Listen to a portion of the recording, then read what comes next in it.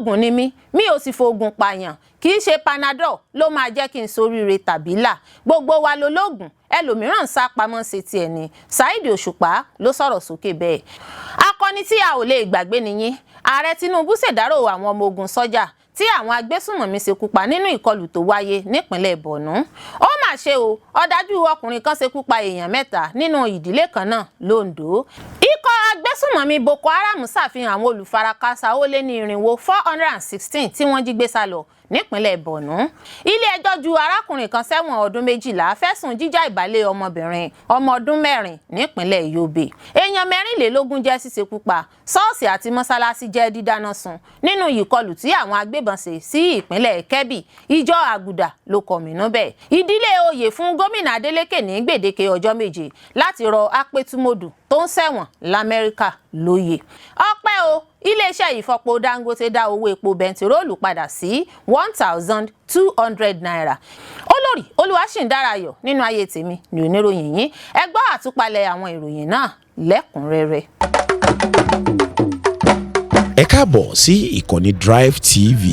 Fún ìgbà àkọ́kọ́ ẹ gbìyànjú láti like, share, subscribe kẹ́ ẹ lè máa gbádùn wa lóòrèkóòrè. Ológun ni mí mi ò sì fògùn pààyàn kì í ṣe panadol ló máa jẹ́ kí n soríire tàbí là gbogbo wa lológun ẹlòmíràn sá pamọ́ ṣe tiẹ̀ ni Saheed Osupa ló sọ̀rọ̀ sókè bẹ́ẹ̀. Gbajúmọ̀ olórin Fuji ni Saheed Osupa ti dá awuyewuye sílẹ̀ lẹ́yìn tó gbà wípé òun ń ṣe ìṣẹ̀ṣe oògùn ìbílẹ̀ tó dájú láti lè jẹ́ kí ayé òun dára kí òun bá lè ṣàṣeyọrí. Olórin náà tí orúkọ rẹ̀ gangan jẹ́ Saheed Okunrin ló sọ̀rọ̀ yìí lásìkò tó ń ṣeré lọ́wọ́ níbi ètò ayẹyẹ ọjọ́ ìbí ọdún 52 52 years tí gbajúgbajà àgbà òṣèré Yorùbá ní Fatai Oòduà tí ọ̀pọ̀ mọ̀ sí Lálùdé pé lókè èèpẹ̀ èyí tó wáyé lọ́gbọ̀njọ́ oṣù kẹta ọdún yìí. Nínú fídíò láti bí ètò náà ló bẹ̀rẹ̀ sí ní gba orí ayélujára kan lọ́jọ́rú Wednesday níbi tí Òṣùpá ti ń bá àwọn agbe orin rẹ̀ sọ̀rọ̀ tó sì ń rọ̀ wọ́n láti lo ọ̀nà ìbílẹ̀ tó máa mú wọn gbòòrò sí lẹ́nu iṣẹ́ wọn àti mímú kí ọpọlọ wọn pé dáadáa sí i lẹ́yìn tí wọ́n jìjàgùdù láti lé orin bá pẹ̀lú rẹ̀ ní gbàgede. Ẹni tó ń sọ̀rọ̀ pẹ̀lú ẹ̀rín ṣùgbọ́n ní ṣókí gbajúmọ̀ olórin Fuji náà fi hàn pé òun kò fi ìgbàgbọ́ òun pamọ́ ládùúrú àmọ̀ràn látọ̀dọ̀ àwọn kan pé kóhun má ṣe sọ wípé òun kópa nínú ìṣẹ̀ṣe ìbílẹ̀. Ó ní ẹnìkan gba òun lámọ̀ràn pé kí òun lọ fún ètò ìfọ̀rọ̀wánilẹ́nuwò pé kí òun tako ọ̀rọ̀ náà pé òun kì í ṣe olóògùn ṣùgbọ́n òun kọ̀ jálẹ̀ pé òun kò ṣe ẹnikẹ́ni ní jàǹbá pẹ̀lú rẹ̀ òun kò fi oògùn ṣe ìkà tàbí láburú sí ẹnikẹ́ni kí ayé òun lè dáa ní ìlọsíwájú ni òun wá. Òṣùpá tún fi kún pé òun máa ń kí ifá lóòrèkóòrè gẹ́gẹ́ bí ìṣe òun nípa ìgbé ayé ẹ̀mí òun. Níṣe ló mú orin bọnu tó sì wí pé jíjí tóun jí ifá òun lòun kì tí òun sà ní pé káyé òun dáa. Ó ṣẹ̀fẹ̀ ó ní tí òun ò bá sóògùn kí ni kí òun ó lò. Ó béèrè ó ní ṣé panadol ló máa jẹ́ kí òun soríire tàbí là láyé. Olórin náà tẹ̀síwájú ó ní pé ọ̀pọ̀ èèyàn ló ń sóògùn lábẹ́nú tí wọn ò jẹ́ kó hàn dé síta. Ó ní gbogbo wa lolóògùn àwọn ẹlòmíràn kan ń sá pamọ́ sí tiwọn ni. Ó ní àwọn tó láwọn gbójúlé Kùránì àwọn gbójúlé Bíbélì ó ní irọ́ ló wà ń bẹ̀ irọ́ ń parọ́ fún irọ́ ni.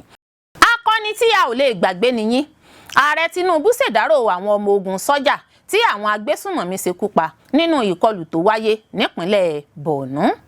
Ààrẹ Bọ́lá Tinubu ti fi àìdùnnú rẹ̀ hàn lórí ìṣekúpa àwọn ọmọ ogun Sọja ikọ̀ 29 Task Force Brigade Operation Adenkai lẹ́yìn ìkọlù àwọn agbésùnmọ̀mí sí ibùba wọn ní Beniseki nípínlẹ̀ Borno.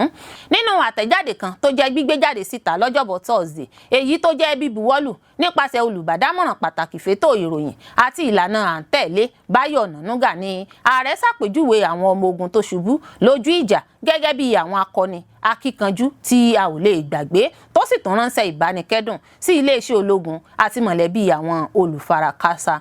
Olú iléeṣẹ́ ológun fìdí ìṣẹ̀lẹ̀ ìkọlù tó wáyé lọ́jọ́bọ̀ Thursday múlẹ̀ èyí tó yọrí sí ìfẹ̀míṣòfò láàrin àwọn ikọ̀ ológun. Tinubu sọ wípé àwọn ológun fìjà pẹ́ta gẹ́gẹ́ bí akíkanjú lójú ogun láti gbógun ti àwọn agbésùnmọ̀mí náà àti láti rí i dájú pé ikọ̀ Boko-haram kò gba ìlú mọ́ àwọn aráàlú tí àwọn ń dáàbò bò lórí. Ó fi kún pé ìfarajìn àwọn ikọ̀ ológun kò lè jẹ́ gbígbàgbé láéláé. Ààrẹ ṣe ìdárò pẹ̀lú àwọn mọ̀lẹ́bí ológun tó dolóògbé tí ọ̀gágun brigadier general Hosseini Omar Brahima léwájú wọn, àwọn tó fi ara wọn kalẹ̀ tó fara wọn jìn láti dáàbò bo orílẹ̀-èdè wa. Ó rọ àwọn ológun láti má ṣe jẹ́ kí ìrẹ̀wẹ̀sì ọkàn bá wọn, kí wọ́n má sì káàárẹ̀ nípa ìṣẹ̀lẹ̀ náà, kí àyà má ṣe fò wọ́n. Ó ní kí àwọn ọmọ ogun Nàìjíríà tẹ̀síwájú láti máa sin orílẹ̀-èdè wọn pẹ̀lú iyì, ìgboyà àti ìjẹ́ olótìtọ́. Tinubu tún mú dá àwọn aráàlú lójú pé ìjọba àpapọ̀ yóò tẹ̀síwájú láti máa ṣàtìlẹ́yìn fún iléeṣẹ́ ológun. Ó sọ di mímọ̀ pé ìjọba yìí yóò tẹ̀síwájú láti máa dúró ti àwọn ọmọ ogun ilẹ̀ wa, láti máa pèsè ohun èlò tí wọ́n nílò àti láti pèsè ìgbáyégbádùn ohun ìdẹ̀rùn fún gbogbo àwọn tó ń fi ẹ̀mí wọn wéwu fún ààbò wa. Ó tẹ̀síwájú nípa kíké sí àwọn ọmọ Nàìjíríà àti àwọn iléeṣẹ́ ìròyìn láti gbárùkù ti iléeṣẹ́ ológun nínú iṣẹ́ ààbò wọn. Ó rọ̀ wọ́n láti yàgò nípa dídùnnú tàbí faramọ́ ìkọlù tí àwọn agbésùnmọ̀mí ń ṣe tako ikọ̀ àwọn ológun ilẹ̀ wa. Ó tẹnumọ́ pé àwọn ọmọ ogun yìí ní àwọn akíkanjú wa lójú ogun tí a ò lè gbàgbé tí wọn ò sì lè ṣe é rọ́pò. Ààrẹ tún ránṣẹ́ ìbánikẹ́dùn sí ìjọba àti àwọn èèyàn ìpínlẹ̀ Borno. Ó ṣèlérí ìtẹ̀síwájú ìfọwọ́sowọ́pọ̀ láti ní ìṣẹ́gun àti àlàáfíà tó pẹ́ títí láé. Ìkọlù sí Benin Seki tọ́ka sí ìdúnkòokò ìkọlù lemọ́lemọ́ ní àwọn apá ẹkùn àríwá ìlà oòrùn ilẹ̀ wa Nàìjíríà, níbi tí àwọn ikọ̀ ológun ti ń gbógun ti Ìkọ Agbesunmọmi Boko-haram àtàwọn ẹ̀ka ẹgbẹ́ tó wà lábẹ́ rẹ̀ tó ti fọ́nká, tó fi mọ́ ikọ̀ alákatakítí ẹ̀sìn ISWAP Islamic State West African Province fún ó lé ní ọdún 10 báyìí. Ìròyìn fi yé wa pé ìkọlù tí wọ́n ṣe sí ibùba àwọn ológun náà ló yọrí sí ikú ọ̀gágun brigadier general Hosseini Omar Brahima àti ọ̀pọ̀ àwọn ọmọ ogun pẹ̀lú àwọn ọkọ̀ àti àwọn ilégbèé tó jẹ́ dídáná sun lásìkò ìkọlù. Ìṣẹ̀lẹ̀ náà ni yóò jẹ́ ìṣekúpani ẹlẹ́ẹ̀kejì tí yóò mú ẹ̀mí ọ̀gá àgbà ọmọ ogun Sọja lọ lójú ogun lákòókò ìkọlù lóṣù díẹ̀ sẹ́yìn láìpẹ́ yìí, lẹ́yìn ikú ọ̀gágun brigadier general Musa Uba lóṣù kọkànlá ọdún tó lọ. Ó mà ṣe o, Ọdaju Ọkùnrin kan ṣekúpa èèyàn 3 nínú ìdílé kan náà l'Ondo. Bí igi oko ṣe dorí kodò tí òṣùpá sì ń somi lójú rètèrètè ní ìlú Òkìtìpupa ní ìpínlẹ̀ Ondo pa lọ́lọ́, nígbà tí gbogbo ìlú ń dárò tí wọ́n sì ń ṣọ̀fọ̀ bí ọkùnrin kan ṣe sá àwọn èèyàn 3 nínú ẹbí kan náà pa dojú èkú. Gẹ́gẹ́ bí ìròyìn tí a gbọ́, wọ́n ní ọkùnrin tó sá àwọn èèyàn náà pa ló jẹ́ ẹbí àwọn èèyàn náà tí ọmọ rẹ̀ tó jẹ́ ọkùnrin sì wà nínú àwọn tó sápa náà. Nínú àhesọ kan, a gbọ́ pé ọkùnrin tó sá àwọn èèyàn náà ní àsápa náà ni ọdẹ orí ń dà láàmú, ṣùgbọ́n àwọn akọ̀ròyìn kò lè fìdí èyí múlẹ̀. Nínú ọ̀rọ̀ wọn, wọ́n ní inú ilé ní àwọn èèyàn tó pàdánù ẹ̀mí wọn náà wà nígbà tí ọkùnrin náà wọlé tọ̀ wọ́n lọ tó sì fi àdá sá wọn pa. Lára àwọn tó pàdánù ẹ̀mí wọn náà ni akẹ́kọ̀ọ́ kan tó ṣẹ̀ṣẹ̀ forúkọ sílẹ̀ fún ìdánwò JUPEB àti àwọn ọmọ 2 míì. Aráàlú kan tí kò fẹ́ kí àwọn akọ̀ròyìn fi orúkọ rẹ̀ léde sọ pé ọkùnrin tó ṣe ìkọlù náà ní ìgbàgbọ́ wà pé ó ní àìsàn ọpọlọ tó sì ṣe ìkọlù sí ọmọ bíbí rẹ̀ náà. Ó tún tẹ̀síwájú pé ìṣẹ̀lẹ̀ náà kó ìpayà ńlá bá gbogbo ìlú tí ọkùnrin tó sì ṣèkọlù sáwọn ọmọ náà sálọ lẹ́yìn ìkọlù náà. Ìwádìí fi hàn pé olórí ẹbí wọn tí orúkọ rẹ̀ ń jẹ́ Bàbá Àgbéyè àti ìyàwó rẹ̀ jáde kúrò nílé lọ sí oko epo wọn lásìkò ìṣẹ̀lẹ̀ láabi ọ̀hún, tí wọ́n sì pàdé afurasí ọ̀hún lọ́nà nígbà tí wọ́n padà sílé tó sì sọ fún wọn pé ilé náà ni òun ti ń bọ̀, tí wọn kò sì mọ̀ pé ó ti pa àwọn ọmọ sílé. Iléeṣẹ́ ọlọ́pàá ìpínlẹ̀ Ondo fi ìdí ìṣẹ̀lẹ̀ náà múlẹ̀ wípé ọjọ́ 7 oṣù kẹrin ní ìṣẹ̀lẹ̀ láabi náà wáyé ní agbègbè New Site Doctors Road Òkìtìpupa. Nínú àtẹ̀jáde kan tí agbẹnusọ ọlọ́pàá ìpínlẹ̀ Ondo Àbáyọ̀mí Jimoh fi léde, ó ṣàlàyé pé ọkùnrin kan tí orúkọ rẹ̀ ń jẹ́ Àgbéyè ló lọ fẹjọ́ sùn àgọ́ ọlọ́pàá pé ọmọ òun Fẹ́mi Àgbéyè ṣe ìkọlù sáwọn àbúrò rẹ̀. Ó fi kún ọ̀rọ̀ rẹ̀ wípé Fẹ́mi, ẹni ọdún 28 28 years, fi àdá sá àwọn àbúrò rẹ̀ 3 pa lásìkò tí òun kò sí nílé tó sì ṣokùnfà ikú àwọn ọmọ náà. Ó sọ pé àwọn ọmọ tó kú náà ni Bọ́sẹ̀ Àgbéyè ẹni 20 ọdún, Dúpẹ́ Àgbéyè ọmọ ọdún 7 àti Blessing Àgbéyè ọmọ ọdún 5.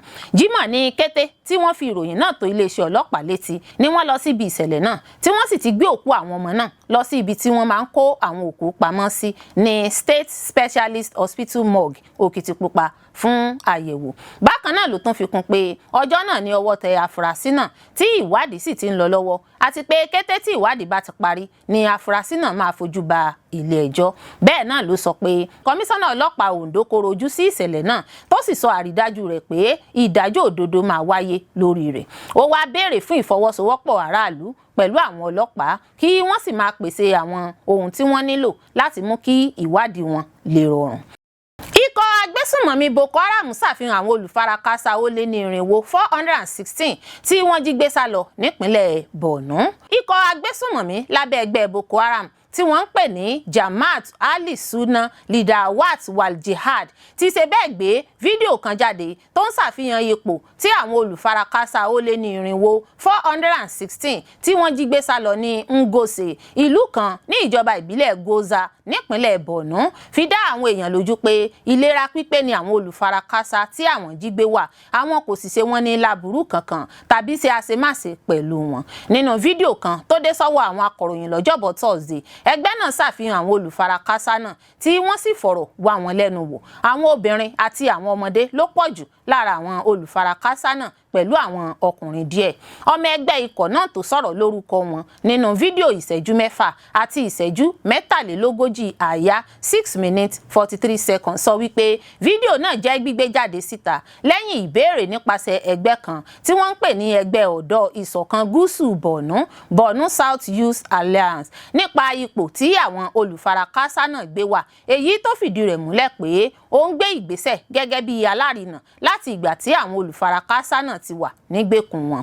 Agbẹnusọ Ìkọ Agbesunmọmi náà tí kò dárúkọ rẹ̀ sọ wípé àwọn Jamaat Ali-Sunna Lidawat wal Jihad JAS lábẹ́ ìdarí ìmáàmù Abu Umatu Mahajid, àwọn wá tan ìmọ́lẹ̀ sí ohun tí ẹgbẹ́ ọ̀dọ́ Borno South Youth Alliance BOSYA ń béèrè. Ó ní dáadáa làwọn Olufarakasa náà wà, àwọn kò ṣe wọ́n ní jàǹbá tàbí fipá bá wọn lò pọ̀. Ó ní àwọn ń ṣe léyìí nítorí ẹ̀sìn pé kò kọ́ àwọn bẹ́ẹ̀. Lẹ́yìn tí agbẹnusọ ikọ̀ náà kọ ojú ẹ̀rọ ayàwòrán kámẹ́rà sí ọ̀kan lára àwọn Olufarakasa lóbìnrin tó sì ní kó sọ̀rọ̀ nípa ipò tí gbogbo wọn wà lọ́wọ́lọ́wọ́, kó sì béèrè ohun tí wọ́n ń fẹ́ lọ́wọ́ ìjọba. Obìnrin náà fèsì ó ní àwọn lè yan ìlú Ngose tí wọ́n jí gbé sálọ lákòókò ìkọlù tó kọjá lọ. Ó ní àwọn dúpẹ́ lọ́wọ́ Allah, àwọn wà dáadáa ní ìlera pípé pẹ̀lú àwọn ìyá àti àwọn ọmọdé. Ó ní wọ́n ṣètọ́jú àwọn aláìlera, wọ́n fún wọn ní oògùn, wọ́n sì tọ́jú wọn. Ó ní lára àwọn ọmọ àwọn tí wọ́n mú wá sí ìgbèkùn láìsí aṣọ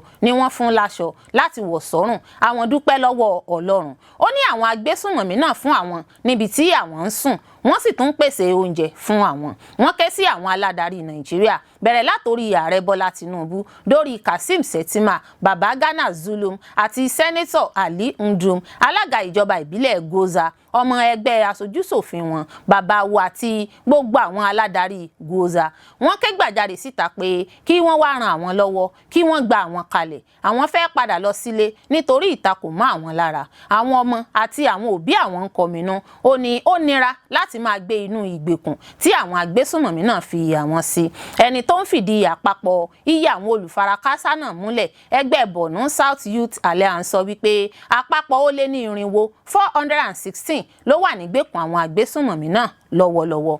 Nínú àtẹ̀jáde kan lálẹ́ ọjọ́bọ̀ Thursday, ààrẹ ẹgbẹ́ náà Samaila Kaigama sọ wípé àpapọ̀ iye àwọn Olufarakasa náà ló jẹ́ gbígbà lẹ́yìn ọjọ́ tí àwọn fi jíròrò fọ̀rọ̀ jomitoro ọ̀rọ̀ rírawọ́ ẹ̀bẹ̀ pẹ̀lú ikọ̀ agbésùnmọ̀mí náà.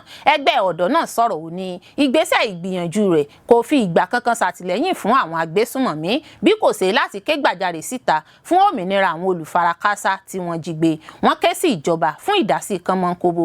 Ó tọ́ka sí àwọn agbègbè kan níbi tí ìgbésẹ̀ alárinà ti kó ipa pàtàkì nípa títú àwọn Olufarakasa sílẹ̀ jákèjádò ilẹ̀ wa Nàìjíríà. Kaigama sọ wípé àwọn ti ní ìrírí ìṣẹ̀lẹ̀ báyìí láwọn ìpínlẹ̀ bíi Sokoto, Zamfara, Katsina àti Kebbi níbi tí àwọn Olufarakasa tí wọ́n jí gbé ti rí òmìnira gbà lẹ́yìn ìdásí nípasẹ̀ ẹnìkọ̀ọ̀kan bíi Sheikh Ahmad Gumi.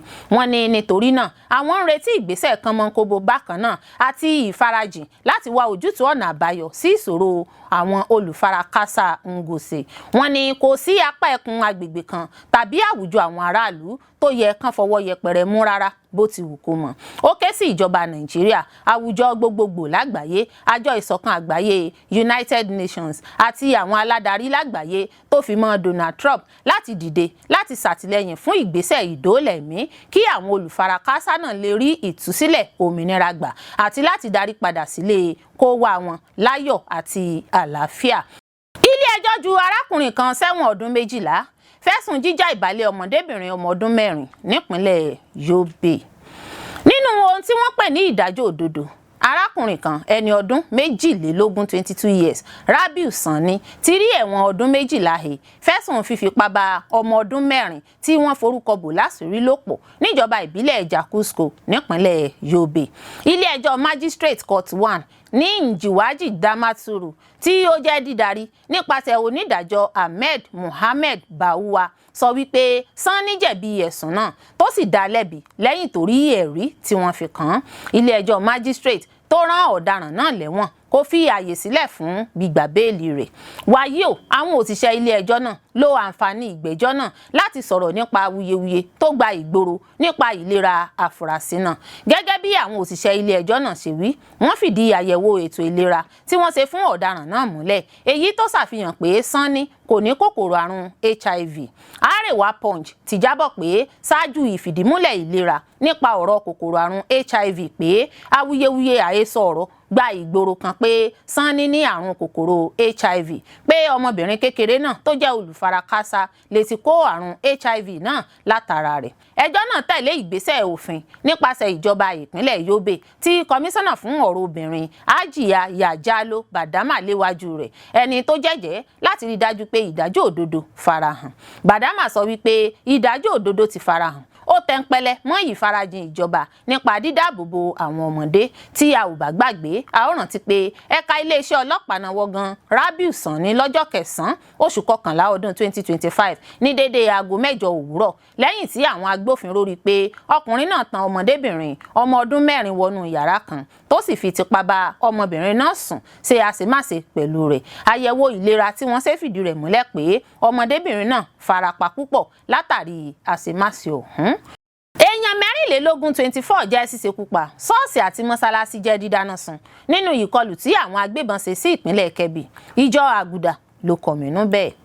Ìjọ Àgùdà tí ọ̀pọ̀ mọ̀ sí Kátólíìkì tí agbègbè Kòtàngórà tún ké gbàjarè tuntun síta lórí ìṣẹ̀lẹ̀ wàhálà rògbòdìyàn tó wáyé ní ìpínlẹ̀ Kebbi tí wọ́n fi léde wípé èèyàn 24 ló pàdánù ẹ̀mí wọn níbi ìkọlù aburú tó wáyé ní ọjọ́ àìkú Sunday àjíǹde ní ìlú Debe, ìjọba ìbílẹ̀ Sanga.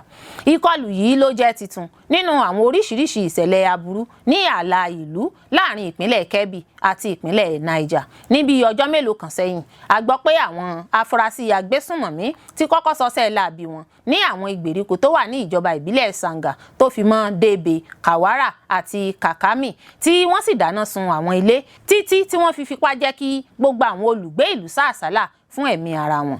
Gẹ́gẹ́ bí àwọn ẹ̀ṣọ́ aláàbò ṣe wí, wọ́n sọ wípé àwọn aṣèkọlù náà ni wọ́n gbàgbọ́ pé wọ́n jáde wá láti ibi ìsápamọ́ wọn látinú aginjù Wàwá níjọba ìbílẹ̀ Bọ́gù ní ìpínlẹ̀ Niger. Iléeṣẹ́ ọlọ́pàá ti ẹ̀ka ìpínlẹ̀ Kebbi ti jẹ́ kó di mímọ̀ pé àwọn ẹ̀ṣọ́ ọlọ́pàá, àwọn ikọ̀ ológun, ọlọ́pàá orí omi àti àwọn fijilantè ìbílẹ̀ ti wà ní ìkàlẹ̀ láti dá ètò ààbò tó gbópọn padà sí agbègbè náà.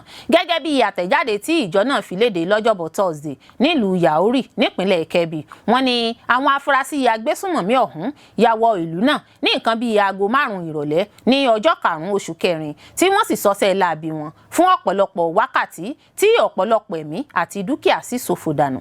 Ìjọ náà ní àwọn fẹ́ kí orílẹ̀-èdè Nàìjíríà àti àwùjọ àgbáyé mọ̀ nípa ìṣẹ̀lẹ̀ tó wáyé ní Debe níbi tí èèyàn 24 ti pàdánù ẹ̀mí wọn, yàtọ̀ sí ìròyìn òfégè tí iléeṣẹ́ ọlọ́pàá fi léde tẹ́lẹ̀ wípé èèyàn 4 péré ló pàdánù ẹ̀mí wọn. Àwọn olùfarakásá náà, gẹ́gẹ́ bí ìjọ náà ṣe wí, wọ́n ní ìṣẹ̀lẹ̀ ìkọlù náà ní ipa búburú lórí ọ̀pọ̀ àwọn èèyàn láì yọ ẹ̀sìn Kìrìsìtẹ́nì, Mùsùlùmí àti àbáláyé sílẹ̀, tí wọ́n sì ṣàpèjúwe ìkọlù náà gẹ́gẹ́ bí aburú sí ìgbé ayé ọmọnìyàn tí kìí ṣe ti ẹ̀sìn kan. Àwọn aṣèkọlù náà dáná sun ìjọ Àgùdà, St Mary's Catholic Church, mọ́sálásí, àwọn ilégbèé àti àwọn ṣọ́ọ̀bù ilé ìtajà tí wọ́n sì fojú sun àwọn ọkùnrin àti ọ̀dọ́. Ìṣẹ̀lẹ̀ yìí kò tán sí Debe nìkan, ṣùgbọ́n wọ́n tún sọsẹ́ ní Benue àti Kakami títí wọ inú ọjà tí wọn kò sì dá ilégbèé emir ìlú náà sí. Lẹ́yìn ìṣẹ̀lẹ̀ yìí ọ̀gọ̀rọ̀ àwọn olùgbé ìlú ló ṣe bẹ́ẹ̀ sá àsálà fún ẹ̀mí wọn tí kò sì dín ní ó lé ní irínwó àwọn èèyàn 491 tí wọ́n sọ di aláìnílé lórí tí wọ́n wà lábẹ́ ààbò ní ìjọ St Dominic Parish ní Yauri. Àwọn èèyàn yìí sì nílò oúnjẹ, omi tó mọ́, ìtọ́jú tó péye àti ilégbèé fún ìgbáyégbádùn wọn. Ìjọ náà ké sí ìjọba àpapọ̀ àti ti ìpínlẹ̀ Kebbi fún ìdásí kánmọ́nkóbó lórí ọ̀rọ̀ náà. Wọ́n ṣèkìlọ̀ pé inú ìbẹ̀rùbojo ní gbogbo olùgbé ìlú wà, èyí tí ó jẹ́ ìdènà fún wọn láti lè sin òkú àwọn tó pàdánù ẹ̀mí wọn nínú ìkọlù náà àti láti gbé ìgbé ayé àlàáfíà ní agbègbè ọ̀hún. Ojoojúmọ́ ní ìṣekúpa ní ṣẹlẹ̀ ní Nàìjíríà, àwọn ìlú jákèjádò ìpínlẹ̀ Kebbi tí wọ́n sì wà nínú ìbẹ̀rùbojo báyìí. Ìjọ náà wá rawọ́ ẹ̀bẹ̀ sí ẹgbẹ́ ọmọnìyàn àti àwùjọ àgbáyé láti gbé ìgbésẹ̀ pàjáwìrì láti dènà ìṣekúpani tó ń fojoojúmọ́ burú sí i, kí wọ́n sì wá ojútùú sí ètò ààbò ní agbègbè apá ẹkùn náà. Ìdílé oyè fún gómìnà Adeleke ní gbèdéke ọjọ́ 7 láti rọ apẹ̀tùmọdù tó ń ṣẹ̀wọ̀n l'Amẹ́ríkà lóyè. Ìdílé oyè méjì pẹ̀lú afọbajẹ ní ìlú Ìpẹ̀tùmọdù ní ìpínlẹ̀ Ọ̀ṣun ti fún gómìnà ìpínlẹ̀ náà Adémọ́lá Adeleke ní gbèdéke ọ̀sẹ̀ kan péré láti rọ ọba ìlú náà Apẹ̀tù ti ìlú Apẹ̀tùmọdù lóyè kó sì kéde àpèrè ọba ìlú náà gẹ́gẹ́ bí èyí tó ṣòfò kí wọ́n lè bẹ̀rẹ̀ ìgbésẹ̀ láti yan ọba tuntun níbẹ̀.